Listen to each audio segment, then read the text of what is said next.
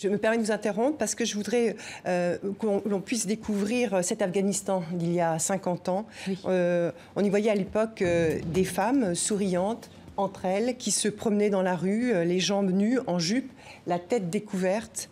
Certaines allaient à l'université, d'autres travaillaient, comme par exemple on le découvre ici, dans la mode, dans leur propre atelier de création.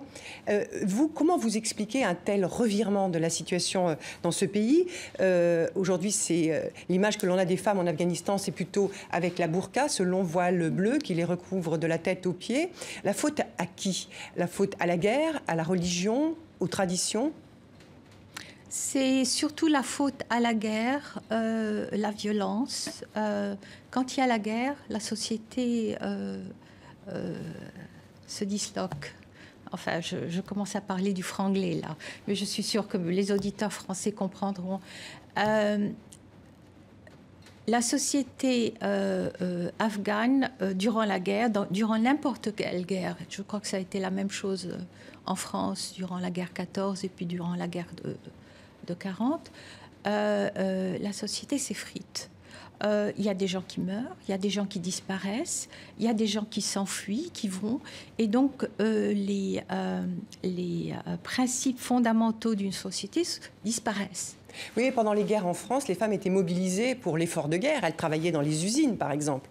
Ça n'a pas été le cas en Afghanistan parce que c'était un autre niveau de développement. C'était une société différente, mais c'était quand même une société qui a été complètement détruite. Mais je voudrais tout de même vous interroger sur cette période-là, qu'on aime bien montrer souvent, ces femmes qui se promenaient comme ça dans Kaboul, qui avaient l'air très libérées.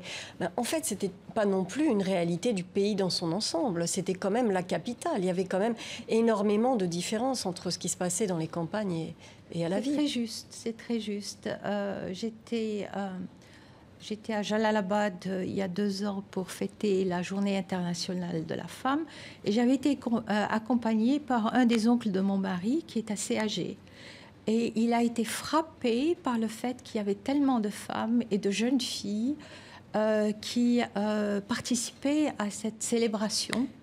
Et en quittant, il m'a dit, tu sais, oui, on parle de notre temps, c'est vrai qu'il y avait un peu plus de liberté pour les femmes, mais c'était surtout, nos familles à nous, c'était l'élite. Et il n'y avait jamais la fille d'un paysan qui aurait participé dans ce drame qu'on a vu et qui aurait montré une jeune fille qui voulait aller à l'école et à qui la famille ne permettait pas de se rendre à l'école. Donc, effectivement, vous dites vrai, mais malgré tout, l'élite toujours donne le ton. C'est un peu comme le but vers lequel tout le monde aspire. Et je sais que ma belle-mère, à l'époque, ne portait jamais le voile. Roula Rani, vous disiez à l'instant que la guerre était le principal responsable de cet effritement ou de ce recul, ce retour en arrière de la société. Est-ce que qu'est-ce qui a influencé l'islam afghan? Est-ce que vous l'avez vu changer? Est-ce qu'il y a des pays qui ont ou des associations ou des mouvements qui ont fait que l'islam afghan est devenu beaucoup plus intolérant ou intégriste? Écoutez, définitivement, les personnes, les familles ou les membres de familles qui ont été dans les pays voisins islamiques ont rapporté avec eux des coutumes de ces pays. Vous pensez au Pakistan notamment? Au Pakistan, à l'Iran. Ce n'est pas... bon, eux aussi au Golfe. Et donc, ils ont ramené avec eux des coutumes qui n'étaient pas afghanes.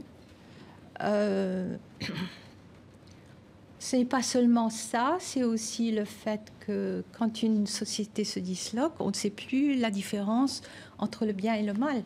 On est en mode de survie.